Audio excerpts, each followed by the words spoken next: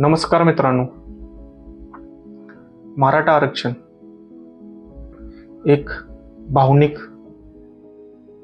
सामाजिक आणि निर्माण झालेला कायद्याचा पेच प्रसंग आणि या कायद्याच्या पेच प्रसंगाचा राजकीय गैरवापर या विषयावर मी आज आपल्या समोर काही खुलासे मांडणार आहे. आता हे खुलासे मांडण्यापूर्वी मला वैयक्तिकरित्या पडलेले 10 प्रश्न आणि हेच प्रश्न किंबहुना समाजातील जे मराठा आरक्षणाकडे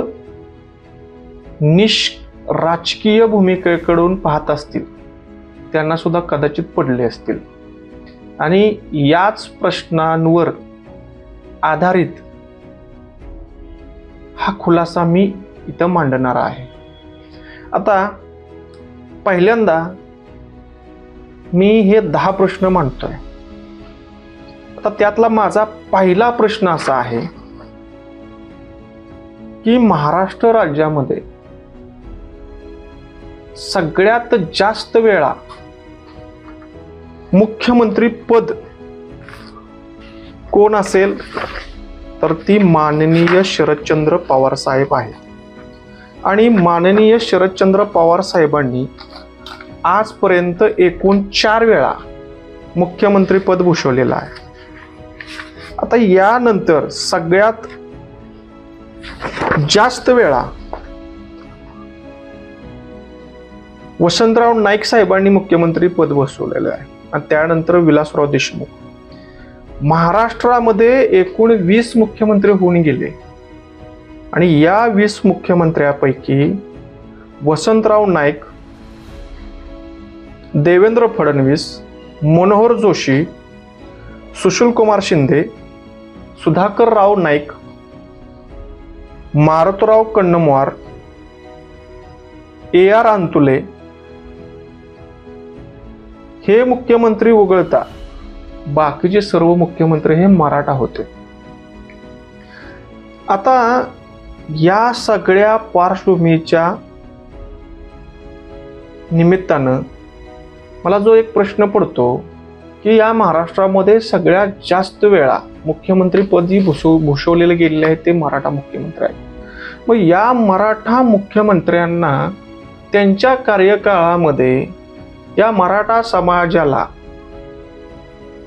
वैधानिकरित्या टिकणार किंवा आज रोजीची मागणी आहे ओबीसी प्रवर्गामधून आरक्षण मिळावं असं का वाटलं नसेल? आणि जर वाटलं असेल तर या मुख्यमंत्र्यांनी मराठा समाजाच्या लोकांना, मराठा समाजाच्या परीक्षार्थींना, मराठा समाजाच्या उमेदवारांना, मराठा समाजाच्या उत्कर्षासाठी मग कोणतं धोरण राबवलं? आता या सगळ्यांचा आपण विचार करत असताना हे जे मला पहिले पडलेले 10 प्रश्न आहेत त्या 10 प्रश्नामध्ये आपण एक सूची केलेली आहे आणि त्याच्यामध्ये मला पहिला पडलेला प्रश्न आहे की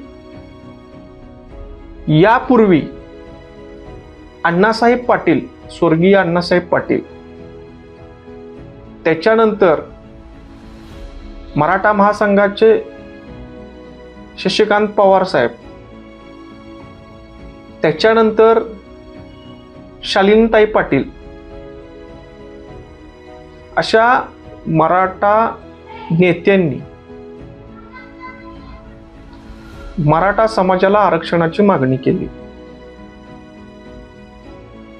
आणि यापैकी शालिनीताई पाटील या कोरेगाव विधानसभेच्या आमदार होत्या आणि कोरेगाव विधानसभेच्या आमदार असताना त्या शरद पवार साहेबांच्या पक्षात असताना, शरद पवार साहेबांचा पक्ष सत्तेत असताना त्यांनी मराठा समाजाला आरक्षणाची मागणी केलेली होती आणि त्यांच्या या मागणीला प्रचंड असा प्रोत्साहन प्रचंड असा प्रतिसाद या मराठा समाजामधून मिळत होता आणि हा जर प्रतिसाद तसाच पुढे राहिला असता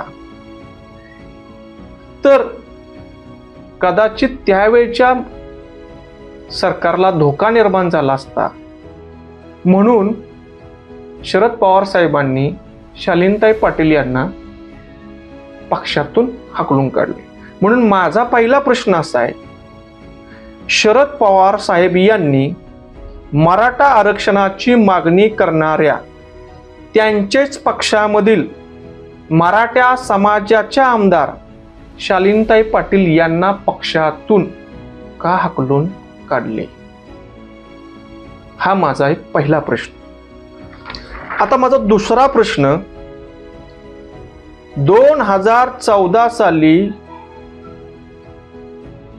पृथ्वीराज चव्हाण साहेब मुख्यमंत्री होते आणि पृथ्वीराज चव्हाण साहेब मुख्यमंत्री असताना त्यांचं सरकार बरखास्त होण्यापूर्वी जाता जाता त्यांनी एक ऑर्डिनन्स पास केला, एक वटहुकूम पास केला आणि त्या वटहुकुमानं SEBC प्रवर्ग करून मराठा समाजाला आरक्षण दिलं. आणि हेच पृथ्वीराज चव्हाण साहेब किंवा हेच काँग्रेसचे नेते आज छुप्या पद्धतीनं हे आरक्षणाचं आंदोलन हे तापवत आहेत. मग माझा दुसरा प्रश्न त्यांना असा आहे की पृथ्वीराज चव्हाण साहेब यांनी 2014 साली मराठा समाजाला OBC प्रवर्गातून आरक्षण का दिलं नाही? हा माझा दुसरा प्रश्न. आता तिसरा प्रश्न असा आहे माझा की मंडल आयोग ज्या वेळेला नेमला गेला आणि मंडल आयोग नेमला त्यावेळेला केंद्रात VP सिंग यांचं सरकार होतं आणि महाराष्ट्रामध्ये त्यावेळेला काँग्रेसचं सरकार होतं. आणि ज्या वेळेला मंडल आयोगाची अंमलबजावणी झाली त्यावेळेला 1990 साली शरद पवार हे मुख्यमंत्री होते. मग मंडल आयोगाच्या अंमलबजावणीच्या वेळेला शरद पवारांचा पक्ष, शरद पवार सत्तेत असताना त्यांनी मराठा ही जात OBC मध्ये का नाही दाखल केली? हा माझा तिसरा प्रश्न.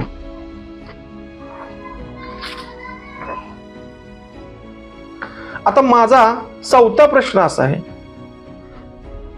की मराठा समाजाचे जे मुख्यमंत्री आहेत त्यापैकी विलासराव देशमुख असतील, पृथ्वीराज चव्हाण असतील, शरद पवार असतील, बाबासाहेब भोसले असतील, अशोकराव चव्हाण असतील, वसंतदादा पाटील असतील, शंकरराव चव्हाण असतील, यांनी मराठा ही जात OBC मध्ये समाविष्ट करण्याकरता नॅशनल कमिशन फॉर बॅकवर्ड क्लासकडे पाठपुरावा का नाही केला?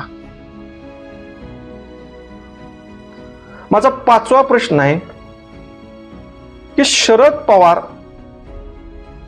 हे सत्तेत असताना किंवा शरद पवार यांचा पक्ष सत्तेत असताना त्यांनी कुणबी नोंदी का शोधून काढले नाही? आता माझा सहावा प्रश्न आहे, जर शरद पवार, पृथ्वीराज चव्हाण, त्याचबरोबर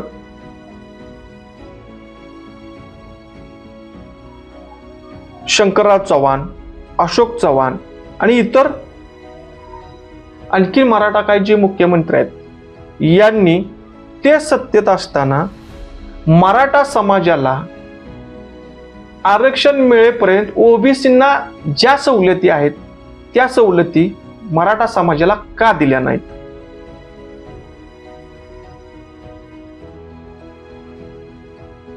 माझा पुढचा प्रश्न असा आहे, शरद पवार किंवा काँग्रेस नेत्यांनी आजपर्यंत मराठा समाजाला OBCतूनच आरक्षण मिळावं ओबीसी प्रवर्गातूनच आरक्षण मिळावं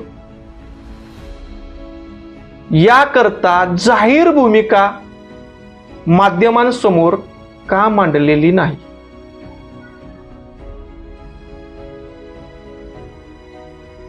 आणि माझा अतिशय महत्वाचा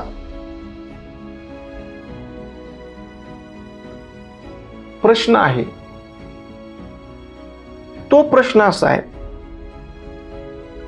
की शरद पवार यांचा पक्ष सत्तेत नसतानाच मराठा समाजाच्या आरक्षणाची आंदोलने का होतात? आपली ही जी चर्चा आहे आता ह्या 10 मुद्द्यांच्या आधारे आपण पुढे नेणार आहोत. मित्रांनो, हा माझा व्हिडिओ एकदम काळजीपूर्वक वाचा, काळजीपूर्वक पहा. माझ्या या व्हिडिओमध्ये मी जी काही मांडणी करणार आहे ती पूर्णपणे डाटाबेस आहे. पाटील स्टॉप करावं जरा.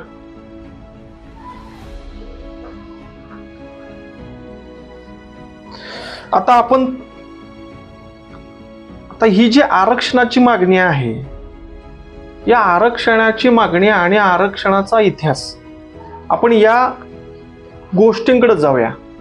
आता आरक्षणाची जी मागणी आहे, ही आरक्षणाची मागणी सर्वप्रथम स्वर्गीय अण्णासाहेब पाटील यांनी केलेली. आणि ही आरक्षणाची मागणी स्वर्गीय अण्णासाहेब पाटील यांनी 1980 साली केली. आणि 1980 साली ज्यावेळेला आरक्षणाची मागणी अण्णासाहेब पाटील यांनी केली, ती मागणी आर्थिक निकषावर केली. आणि अण्णासाहेब पाटील मुंबईमध्ये फार मोठा मोर्चा घेऊन गेले होते. विशेष म्हणजे अण्णासाहेब पाटील हे काँग्रेसचे आमदार होते आणि सरकार सुद्धा त्यावेळेला काँग्रेसचे होते. आणि बाबासाहेब भोसले हे त्यावेळेचे काँग्रेसचे मुख्यमंत्री होते.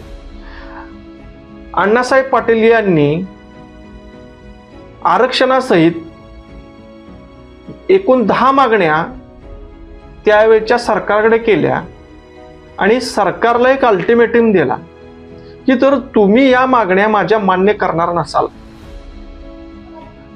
तर मी उद्याचा सूर्य पाहणार नाही.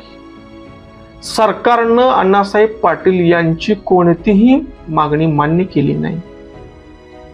आणि मराठा समाजाची मागणी करणारा माझा मराठा समाजाचा पहिला नेता, त्याला स्वतःवर गोळी झाडून मराठा आरक्षणासाठी बलिदान करावं लागलं. त्यावेळी या राज्यामध्ये काँग्रेसचं सरकार होतं. मित्रांनो, हे मी स्पष्टपणे का सांगू इच्छितो की एक नरेटिव्ह सेट केले गेले की मराठा आरक्षणाला फक्त भारतीय जनता पार्टीचा विरोध आहे असं नरेटिव्ह हे महाविकास आघाडीनं सेट केलेलं आहे. आणि त्यामध्ये मी हा खुलासा करतोय की पहिल्यांदा आरक्षणाची मागणी मागणारे अण्णासाहेब पाटील हे काँग्रेसचे आमदार होते. आणि काँग्रेसचे आमदार असताना त्यांनी काँग्रेसच्या सरकारकडेच ही मागणी केली होती आणि ती मागणी मान्य नाही झाली म्हणून त्यांना स्वतःचं बलिदान द्यावं लागलं. त्यानंतर ही मागणी कुणी केली तर माननीय शरद पवार साहेब यांचा राष्ट्रवादी काँग्रेस पक्ष आणि या राष्ट्रवादी काँग्रेस पक्षाच्या नेत्या की त्या यापूर्वी त्यांच्याच पक्षामध्ये त्यांच्या सत्तेमध्ये मिनिस्टर राहिलेले आहेत. त्या कोरेगाव विधानसभेच्या आमदार शालिनीताई पाटील, या शालिनीताई पाटील यांनी मराठा आरक्षणाची मागणी केली आणि संपूर्ण महाराष्ट्रामध्ये त्यांच्या मागणीला प्रतिसाद मिळत होता आणि हा प्रतिसाद मिळत असताना सत्तेमध्ये राष्ट्रवादी काँग्रेस होती आणि त्यांना असं वाटलं की कदाचित या मागणीमुळं सरकार आपलं धोक्यात येऊ शकतं, त्यापेक्षा ही मागणीच मुळासकट उपटून टाकूया आणि त्यांनी शालिनीताई पाटील यांना पक्षातून हाकलून दिलं. शब्द मी वापरतोय, हाकलून दिलं, कारण की ज्या पक्षामध्ये त्या नेत्या होत्या, ज्या पक्षाचे सर्वा शरद पवार होते, त्या शरद पवारांनी मराठा समाजाची मागणी करणाऱ्या, मराठा समाजाच्या आरक्षणाची मागणी करणाऱ्या त्यांच्याच पक्षातील एका आमदाराला पक्षातून बाहेर बसवलं. नुसतं पक्षातून बाहेर नाही बसवलं मित्रांनो, तर त्या पुन्हा कधीही निवडून येणार नाहीत आणि मराठ्यांचा आरक्षणाचा आवाज विधानसभेमध्ये परत उठणार नाही याची तजवीज करून कोरेगाव मतदारसंघातून त्यांचं तिकीट कापलं आणि पुन्हा त्या ठिकाणी शशिकांत शिंदे यांना ते तिकीट दिलं आणि शशिकांत शिंदेना निवडून आणलं आणि मराठा आरक्षणाची मागणी करणाऱ्या शालिनीताई पाटील यांना कायमस्वरूपी त्यांनी घरी बसवलं. ही वस्तुस्थिती महाराष्ट्रातील माझ्या या तमाम मराठा बांधवाला, माझ्या मराठा मायमाऊलीला, मराठा बहिणींना, मराठा भगिनींना समजली पाहिजे की मराठा आरक्षणाचे खरे मारेकरू कोण आहेत. त्यानंतर ही मागणी शिवसंग्रामचे नेते विनायक मेटे यांनी लावून धरली आणि विनायक मेटे हे आमदार असताना ते भारतीय जनता पार्टी बरोबर काम करत होते आणि मग विनायक मेटे यांच्या मागणीप्रमाणे भारतीय जनता पार्टीनं आरक्षणासाठी कशा प्रकारे सकारात्मक पावले उचलले हेही मी आपणाला सांगणार आहे. आता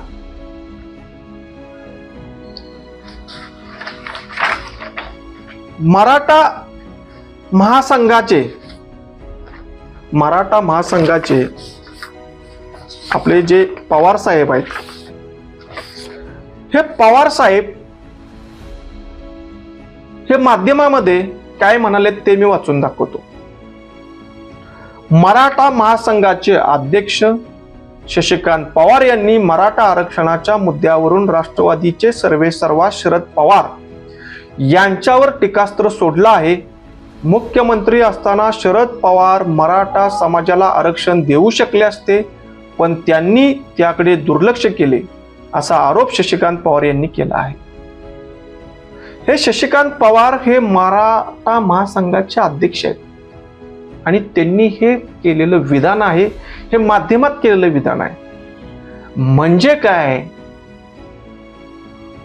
की या महाराष्ट्रानं यशवंतराव चव्हाण साहेबांनंतर अख्ख्या केंद्रीय राजकारणामध्ये, संपूर्ण देशाच्या राजकारणामध्ये प्रभाव असणारे दोन नेते दिले.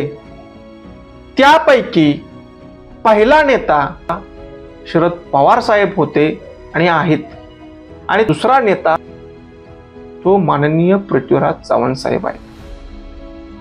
आता या तिन्ही नेत्यामध्ये पूर्ण देशावर प्रभाव असणार वैशिष्ट्य गुणधर्म होते. त्यापैकी माननीय शरद पवार साहेब हे मनात आणलं तर काहीही करू शकणारी ही राजकीय व्यक्ती आहे आणि त्यांचा तेवढा होल्ड आणि प्रभाव आहे, सर्व पक्षामध्ये आहे. आणि दुसरी राजकीय व्यक्ती आहे ती पृथ्वीराज चव्हाण साहेब, की या देशामध्ये ज्या ज्या वेळेला काँग्रेसचं सरकार आलं त्या वेळेला पृथ्वीराज चव्हाण साहेब यांचा शब्द अंतिम मानला जायचा. मग या दोन्ही नेत्यांनी ठरवलं असतं, या माझ्या मराठा समाजाला ओबीसीतून आरक्षण द्यायचं आहे, तर यांना सेकंदाचाही वेळ लागला नसता. पृथ्वीराज चव्हाण साहेब हे संसदीय कामकाज मंत्री होते, त्याचबरोबर पंतप्रधान कार्यालयाचा कार्यभार ते सांभाळत होते. National commission for backward class यांना जर त्यांनी शिफारस केली असते, महाराष्ट्र शासनाकडून शिफारस करून जर त्यांनी त्याच्यामध्ये लक्ष घातलं असतं, तर कदाचित कधीच ओबीसी प्रवर्गातून मराठा समाजाला आरक्षण मिळालं असतं. किंवा शरद पवार साहेबांनी याच्यामध्ये लक्ष घातलं असतं आणि त्यांची प्रामाणिक भावना असती, तर ओबीसी प्रवर्गातून कधीच मराठ्यांना आरक्षण मिळालं असतं. परंतु एवढे मोठे नेते या महाराष्ट्रामध्ये मराठा समाजानं आणि महाराष्ट्राच्या सर्व जनतेने निर्माण केले,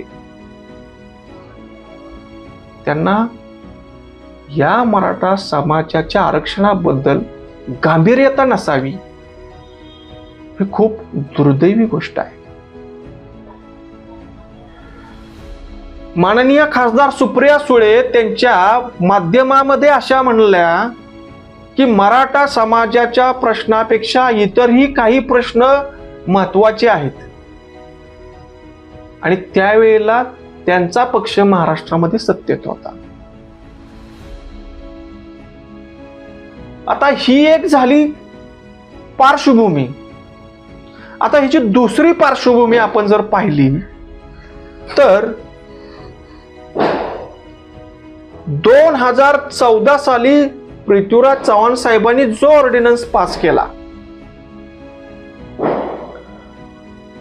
तो ऑर्डिनन्स नामदार मुंबई उच्च न्यायालयामध्ये टिकला नाही, आणि देवेंद्र फडणवीस साहेबांचं सरकार या महाराष्ट्रामध्ये 2014 साली सत्तेत आले की मराठा समाजाचे एकूण 58 मोर्चे या महाराष्ट्रामध्ये निघाले आणि लाखोंचे मोर्चे निघाले. कुठंही कसलीही अशांतता निर्माण झाली नाही, आणि या 58 मोर्चामध्ये मुस्लिम ही लोक समर्थनात होती, ओबीसी समाजातील लोकही समर्थनार्थ होती, एससी समाजातील लोकही समर्थनार्थ होती.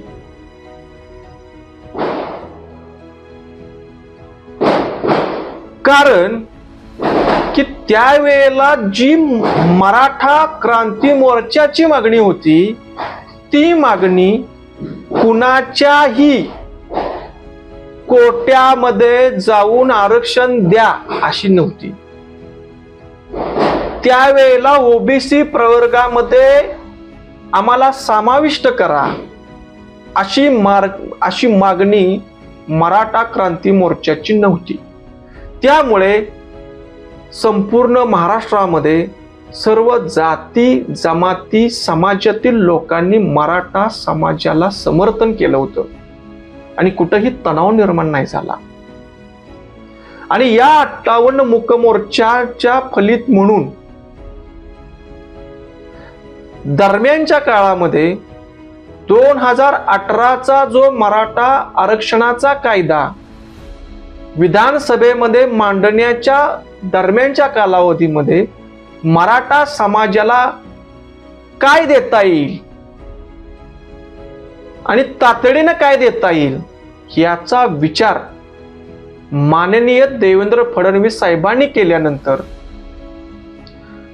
पहिला निर्णय जो घेतला तो एज लिमिट इन्क्रीज केलं.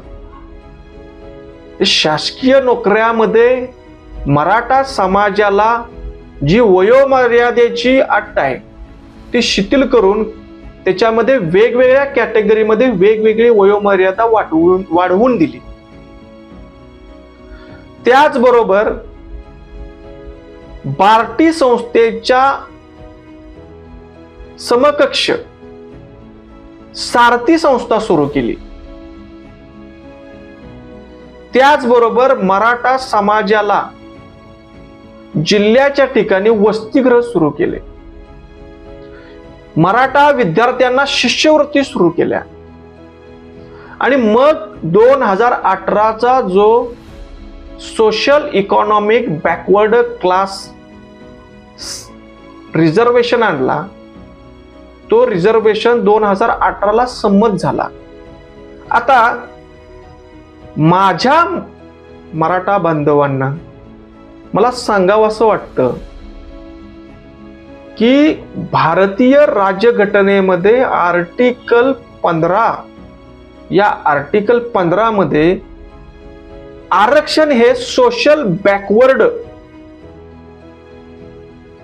एज्युकेशनल बॅकवर्ड म्हणजे सोशल अँड एज्युकेशनल बॅकवर्ड, मराठीमध्ये त्याचा अर्थ असा आहे सामाजिक आणि शैक्षणिक मागासलेपण जर एखाद्या प्रवर्गामध्ये दिसून येत असेल तरच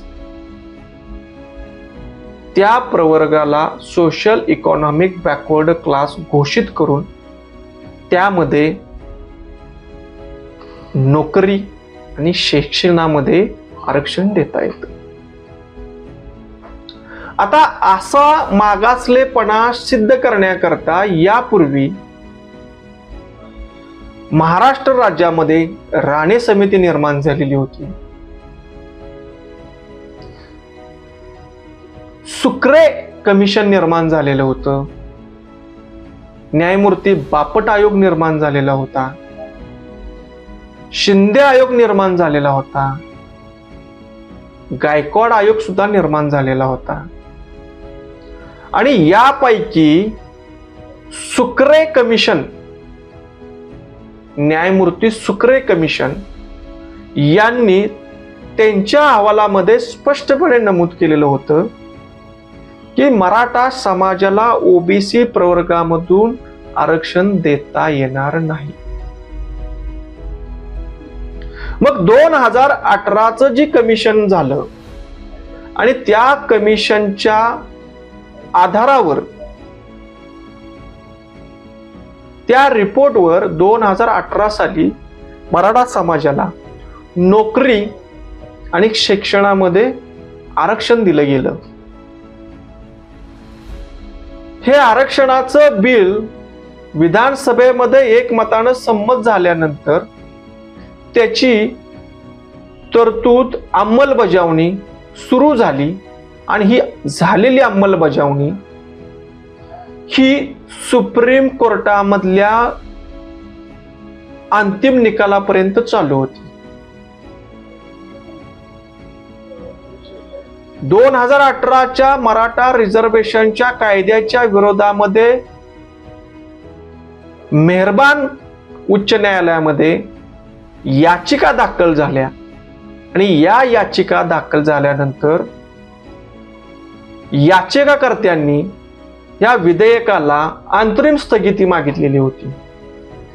परंतु नामदार उच्च न्यायालयानं या विधेयकाच्या बजावणीला अंतरिम स्थगिती दिलेली नव्हती. आणि न्यायमूर्ती रणजित मोरे साहेबांनी या पिटिशनचा न्याय निर्णय केला आणि 2018चा जो रिझर्वेशनचा कायदा आहे तो व्हॅलिड, कॉन्स्टिट्यूशनल, वैध ठरवला. आता हा कायदा वैध ठरवल्यानंतर साहजिकच आहे की ज्यांच्या विरोधामध्ये हा निकाल झाला, न्याय निर्णय झाला, ते गप्प बसणार नाहीत. शेवटी आपण भारतीय राज्यघटनेच्या अधीन राहून सर्व प्रशासन न्याय प्रणाली चालवत असतो. त्यामुळे या मराठा रिझर्वेशनच्या विरोधामध्ये, या न्याय निर्णयाच्या विरोधामध्ये अपील होणार हे गृहीतच धरलं पाहिजे. आणि त्याप्रमाणे सुप्रीम कोर्टामध्ये अपीलही दाखल झालं. आणि याचिकाकर्त्यांनी, अपीलकर्त्यांनी सुप्रीम कोर्टामध्ये पुन्हा एकदा अंतरिम स्टे मागितला, अंतरिम स्थगिती मागितली. परंतु नामदार सर्वोच्च न्यायालयानं अंतिम न्याय निर्णयापर्यंत महाराष्ट्र सरकारच्या 2018च्या मराठा आरक्षण कायद्याला अंतरिम स्थगिती दिलेली नव्हती.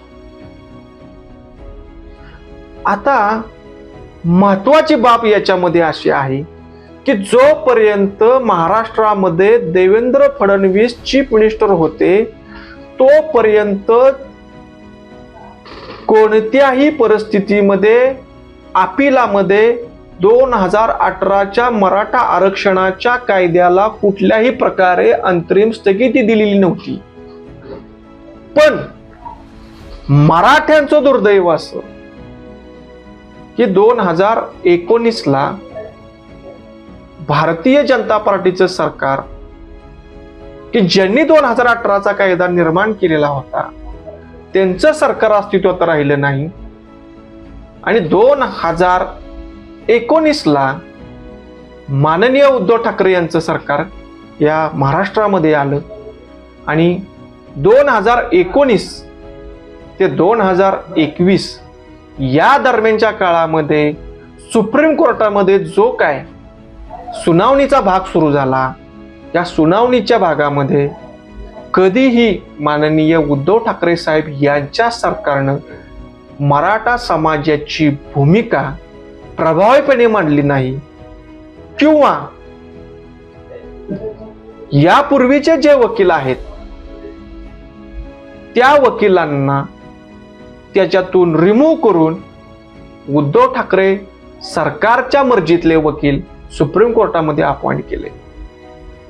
आणि माझ्या सर्व मराठा समाजाला समजावं अशा भाषेमध्ये तिथलं मी प्रोसिडिंग सांगणार आहे.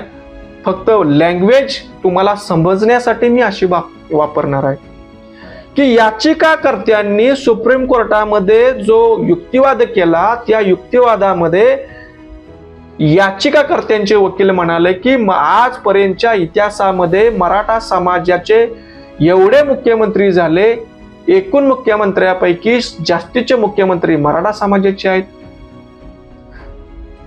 महाराष्ट्रामध्ये एवढ्या जिल्हा परिषदेत आहेत, या जिल्हा परिषदेचे अध्यक्ष हे मराठा समाजाचे आहेत. एवढ्या शाळा आहेत, या शाळांचे अध्यक्ष हे मराठा समाजाचे आहेत. एवढे कारखाने आहेत, या कारखान्यांचे चेअरमन, अध्यक्ष, संचालक मंडळ हे मराठ्यांचं आहे. एवढ्या ग्रामपंचायती आहेत आणि या ग्रामपंचायतीमध्ये ग्रामपंचायतीचे सदस्य मराठ्यांचे एवढे, सरपंच मराठ्यांचे एवढे, एवढ्या विविध कार्यकारी सेवा सोसायटी आहेत, त्यातले अध्यक्ष, संचालक मंडळ मराठ्यांचं एवढं.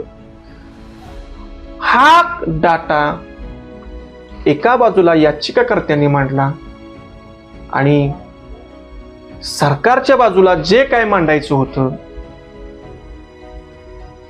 ते सरकारनं व्यवस्थितरित्या मांडलं नाही.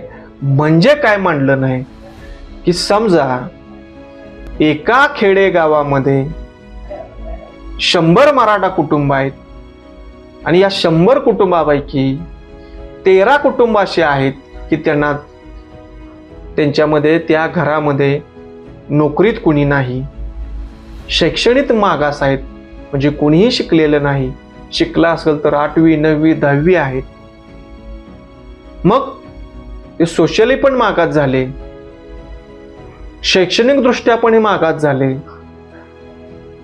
आणि आर्थिक दृष्ट्याही मागास झाले. हा जो प्रत्येक गावातला 13% लोकांचा, 13 घरांचा, 100 पैकी 13 घरांचा जो डाटा होता तो सुप्रीम कोर्टामध्ये प्रेझेंट करायचा होता. त्याला लीगल लँग्वेज म्हणजे टेक्निकल लँग्वेजमध्ये आपण इम्पेरिकल डाटा म्हणतो. आणि हा इम्पेरिकल डाटा कलेक्ट करण्याचं जे काम होतं महाराष्ट्रापुरतं, महाराष्ट्रासाठी, हे त्यावेळच्या उद्धव ठाकरे सरकारचं होतं. आणि उद्धव ठाकरे सरकार यांनी हे इम्पेरिकल डाटा गोळा करायचं काम त्यांच्या काल मर्यादित कार्यकालामध्ये केलं नाही. आणि परिणामी मराठ्यांचं 2018चं आरक्षण सुप्रीम कोर्टामध्ये टिकलं नाही. आता सुप्रीम कोर्टानं ज्या वेळेला न्याय निर्णय दिला त्या न्याय निर्णयामध्ये 2 गोष्टी अधोरेखित केल्या आणि त्या 2 गोष्टी अधोरेखित केल्या त्याचं पुन्हा ह्या महाविकास आघाडीच्या नेत्यांनी एक फेक नरेटिव्ह सेट केलं. तेही मी तुम्हाला खुलासावर सांगतो. सुप्रीम कोर्टामध्ये न्याय निर्णय झाल्यानंतर, जजमेंट पारित झाल्यानंतर त्याच्यामध्ये सुप्रीम कोर्ट या कन्क्लुजन पर्यंत पोहोचलं की कोणत्याही प्राप्त परिस्थितीमध्ये आरक्षणाची मर्यादा ही 50% पेक्षा वर जाता कामा नये. आणि 50% पेक्षा जर वर आरक्षण द्यायचं असेल तर एक्स्ट्रा ऑर्डिनरी सर्कमस्टन्सेस तुम्हाला दाखवावे लागतील. आणि मी यापूर्वी जे आपणाला सांगितलं, जो एम्पेरिकल डाटा होता, जो 100 पैकी 13 कुटुंब आमची मागास आहेत त्यांचा जो डाटा होता, तो डाटा म्हणजेच एक्स्ट्रा ऑर्डिनरी सर्कमस्टन्सेस सिद्ध करण्याची एक कसोटी होती, ती टेस्ट होती. हा जर डाटा सुप्रीम कोर्टाच्या अभिलेखावर असता तर एक्स्ट्रा ऑर्डिनरी सर्कमस्टन्सेस, मराठा समाजाच्या आरक्षणासाठीचे एक्स्ट्रा ऑर्डिनरी सर्कमस्टन्सेस हे साबित झाले असते. आणि एक्स्ट्रा ऑर्डिनरी सर्कमस्टन्सेस साबित झाल्यामुळं 2018चा जो कायदा आहे तो नामदार सर्वोच्च न्यायालयाला विधिग्राह्य ठरवावा लागला असता. परंतु 2.5 वर्षाच्या काळामध्ये उद्धव ठाकरे सरकार यांच्या दुर्लक्षपणामुळं हा 2018चा कायदा टिकू शकला नाही. हे मराठ्यांचं दुसरं दुर्दैव. आता ऑलरेडी महाराष्ट्रामध्ये 50% पेक्षा जास्त आरक्षण आहेच. महाराष्ट्रामध्ये 52% आरक्षण आहे. आणि तामिळनाडू सरकारमध्ये एकूण 69% आरक्षण आहे. आता तामिळनाडू सरकारनं दिलेलं 69% आरक्षण हे 1990च्या दशकामध्ये दिलेलं गेलेलं आहे. सॉरी, 1994-95 सालाच्या दरम्यान दिलं गेलेलं आहे. आणि हे 69% आरक्षण तामिळनाडू सरकारचं आजपर्यंत वैध ठरलेलं आहे. परंतु ते ठरण्याचं कारण असं आहे की जयललितांनी जो 69% आरक्षणाचा जो कायदा पास केला त्याच्यामध्ये जे आरक्षण वाढलं ते वाढलेला आरक्षणाचा कायदा त्यांनी भारतीय राज्यघटनेच्या 9 शेड्यूलमध्ये टाकून घेतला आणि त्यांच्या आरक्षणाची मर्यादा 69% करून घेतली. आणि 9 शेड्यूलमध्ये टाकलेला कायदा हा वैध ठरवावा लागतो आणि वैध असतो. म्हणून आजपर्यंत त्या प्रकरणामध्ये 69% जी मर्यादा आहे ती आज तरी व्हॅलिड ठेवलेली आहे. मग जी गोष्ट जयललितांनी केली ती गोष्ट महाराष्ट्रामध्ये त्यावेळी सत्तेत असणाऱ्या शरद पवार साहेबांनी का केली नाही, विलासराव देशमुख साहेबांनी का केली नाही, बाबासाहेब भोसलेंनी का केली नाही, शरद पवार साहेबांनी का केली नाही. हे प्रश्न मराठा समाजाला कधी पडणार आहेत? का फक्त मराठा आरक्षणाचा बागुलबुवा जो निर्माण केलाय की महाविकास आघाडीच्या नेत्यांच्यावर अशा प्रकारची गोष्ट अंगावर येऊ नये म्हणून जो बागुलबुवा निर्माण केलेला आहे, हा बागुलबुवाच आपण पाहून गप्प बसणार आहोत का? मग आता हा 2018चा कायदा 2021 साली सुप्रीम कोर्टानं रद्द केला. हा सुप्रीम कोर्टानं रद्द केलेला कायदा सुप्रीम कोर्टानं कायदा रद्द केल्यानंतर उद्धव ठाकरे साहेब मुख्यमंत्री होते, शरद पवार साहेबांचा पक्ष सत्तेत होता. मग मला असा प्रश्न पडतो, मग या काळामध्ये उद्धव ठाकरे मुख्यमंत्री असताना ते मुख्यमंत्री पदावरून जाईपर्यंत या 2.5 वर्षाच्या काळामध्ये मराठा समाजानं 2018चं दिले गेलेलं आरक्षण टिकवण्यासाठी एखादं आंदोलन केलं का? किंवा ते आरक्षण टिकावं म्हणून एम्पेरिकल डाटा उद्धव ठाकरे सरकारने गोळा करावा म्हणून एखादं आंदोलन झालं का? परंतु उद्धव ठाकरेंचं सरकार गेलं आणि एकनाथ शिंदे सरकार महाराष्ट्रामध्ये सत्तेवर आलं की मराठा समाजाची आरक्षणाची मागणी निर्माण झाली की याचा कुठेतरी राजकीय संबंध आहे मित्रांनो, हे आपण लक्षात घेतलं पाहिजे. आता मराठा समाजाची मागणी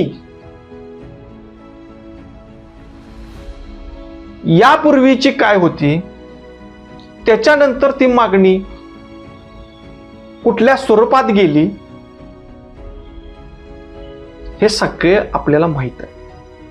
आता मराठा समाजाची आजची मागणी ओबीसी प्रवर्गातून मराठ्यांना आरक्षण मिळावं ही मागणी आहे. आता ही मागणी मान्य होऊ शकत नाही, घटनात्मकरित्या ती व्हॅलिड नाही, हे विजय वडेट्टीवार साहेबांना माहित आहे, हे नाना पटोले साहेबांना माहित आहे, हे माननीय शरदचंद्र पवार साहेबांना माहित आहे, हे पृथ्वीराज चव्हाण साहेबांना माहित आहे. परंतु ही मागणी पूर्ण होऊ शकत नाही असं सांगायचं धाडस माहित असताना सुद्धा ही मंडळी करत नाही. त्याच्या मागचं कारण असं आहे की राजकीय स्वार्थ या आरक्षणाच्या मागून साधण्याचा आहे. मग या मराठा समाजातील आंदोलनकर्त्यांना ओबीसी प्रवर्गातूनच आरक्षण हवा आहे, हा जो अट्टहास आपला निर्माण झालेला आहे तो कायद्याच्या कोणत्याही चौकटीमध्ये बसू शकत नाही. कारण की या समाजामध्ये अशा प्रकारची मागणी झाल्यामुळं 2 समाजामध्ये अंतर निर्माण झालेलं आहे. ओबीसींचे विजय वडेट्टीवार, नाना पटोले, अगदी शरद पवार सुद्धा जाहीररित्या सांगायला तयार नाहीत की मराठ्यांना ओबीसीतनं आरक्षण मिळावं म्हणून त्यांना पाठिंबा आहे. हे सर्व नेते ओबीसींना मराठ्यातून आरक्षण मिळावं, मराठ्यांना ओबीसीतून आरक्षण मिळावं या मागणी करता सरकारकडं सर्व पक्षीय चर्चेत सुद्धा सामील व्हायला तयार नाही. मग या दरम्यानच्या काळामध्ये जी काय आंदोलन निर्माण झाली, ही आंदोलन निर्माण झाल्यानंतर त्याची गांभीर्याने दखल घेऊन पुन्हा एकदा माननीय एकनाथ शिंदे साहेबांनी मराठा समाजाला 10% आरक्षण देणारा कायदा पारित केला आणि हा 10% आरक्षण देणारा कायदा संमत करण्यापूर्वी त्यांनी कमिशन नेमून सर्व मागासलेपणा साबित सिद्ध करण्याचा डाटा कलेक्ट केला आणि हा डाटा घरोघरी जाऊन कलेक्ट केला. तो डाटा अभिलेखित केला आणि त्या डाट्याचा आधार घेऊन मराठा आरक्षणाचं 2024 विधेयक संमत झालं. त्याच्यामध्ये 10% आरक्षण दिलं गेलं. आता 10% आरक्षण हे सोशल इकॉनॉमिक बॅकवर्ड क्लास प्रवर्ग निर्माण करून मराठ्यांना दिलं. ज्या मराठ्यांना कुणबी दाखले मिळत आहेत त्यांना ओबीसीतून आरक्षण मिळणार आहे आणि मिळतंय. आणि ज्यांना कुणबी दाखले मिळणार नाहीत त्यांना एससीबीसीचा आरक्षणाचा लाभ होणार आहे. आणि हे एससीबीसीचं आरक्षण सुद्धा मेहरबान उच्च न्यायालयामध्ये चॅलेंज केले, परंतु मेहरबान उच्च न्यायालयानं पिटिशनरनं मागूनही त्याच्यामध्ये अंतरिम स्थगिती दिलेली नाही. मग पुन्हा एकदा महाविकास आघाडीच्या नेत्यांनी मराठा समाजाला दिशाभूल करण्याचं काम सुरू केलं आणि मराठा समाजाला सांगण्यात आलं किंवा रोज या नरेटिव्हच्या माध्यमातून सांगण्यात येते की 2024 जो 10% आरक्षणाचा जो कायदा संमत झालाय तो कायदा हा न्यायालयामध्ये टिकणार नाही. आणि त्याच्या मागचं कारण महाविकास आघाडीचे नेते असे सांगतात की सोशल इकॉनॉमिक बॅकवर्ड क्लासची स्टेट लिस्ट करण्यास म्हणजे राज्य सरकारना अधिकार नाहीत. परंतु मी तुम्हाला सांगू इच्छितो 105वी घटना दुरुस्ती जी झाली त्या 105वी घटना दुरुस्तीनं 342A मध्ये 3 नंबरचा जो क्लाउज टाकला त्या 3 नंबरच्या क्लाउजनं राज्य सरकार यांना सोशल इकॉनॉमिक बॅकवर्ड क्लासची लिस्ट तयार करण्याचे अधिकार दिले गेलेले आहेत आणि त्या अधिकाराचा वापर करून 2024 साली 10% आरक्षणाचा कायदा निर्माण झाला, तो संमत झाला आणि त्यामुळे हा कायदा वैधच ठरणार आहे. हा मेहरबान उच्च न्यायालयामध्येही वैध ठरणार आहे आणि हा कायदा सुप्रीम कोर्टामध्येही वैध ठरणार आहे. Extraordinary circumstances Indira Sahni versus union of India या केसमध्ये जे एक्स्ट्राऑर्डिनरी सर्कमस्टन्सेस दाखवायचे आहेत ते सर्कमस्टन्सेस या 2024च्या कायदा संमत होण्यापूर्वी महाराष्ट्र सरकारनं आयोग नेमून ते सगळे पुरावे दाखले तो डाटा संग्रहित करून अभिलेखित केलेला आहे. त्यामुळं हा मराठ्यांचा कायदा वैध ठरणार आहे. आता मित्रांनो, ह्या सगळ्या गोष्टी आपण जर एका चैननं जर पाहिल्यात, अण्णासाहेब पाटील यांचं बलिदान, शालिनीताई पाटील यांना पक्षातून केलेली हकालपट्टी, त्यानंतर महाराष्ट्राच्या निर्मितीपासून सगळ्यात जास्त वेळा कुणी जर मुख्यमंत्री पद बसवलं तर ते मराठा समाजाचे नेते आहेत. आणि या सगळ्यामध्ये एकाही मराठा समाजाच्या नेत्याकडं मराठा समाजाला आरक्षण मिळाव्यात, सवलती मिळाव्यात म्हणून सकारात्मक दृष्टिकोन कुठेही दिसून आलेला नाही. आणि हा सकारात्मक दृष्टिकोन फक्त देवेंद्र फडणवीस, एकनाथ शिंदे यांच्याकडे तो दिसून आला. त्यांनी किमान मराठा समाजाला आरक्षण मिळेपर्यंत सारथी सारखी संस्था, अण्णासाहेब विकास आर्थिक महामंडळ, त्याचबरोबर मराठा समाजाच्या विद्यार्थ्यांना फी मध्ये सवलत, त्यांना शिष्यवृत्ती अशा सवलती देऊ केल्या. परंतु या गोष्टी ज्यावेळेला उद्धव ठाकरेंचं सरकार आलं, ते मुख्यमंत्री बनले, सारथीचा फंड कोणी कमी केला, अण्णासाहेब आर्थिक विकास महामंडळाचा फंड किती कमी झाला, हे जर आपण तुम्ही पाहिलं, त्याचा बारकाईने अभ्यास केला तर आपल्या लक्षात येईल की या 2.5 वर्षाच्या काळामध्ये पुन्हा मराठ्यांवर अन्याय झाला.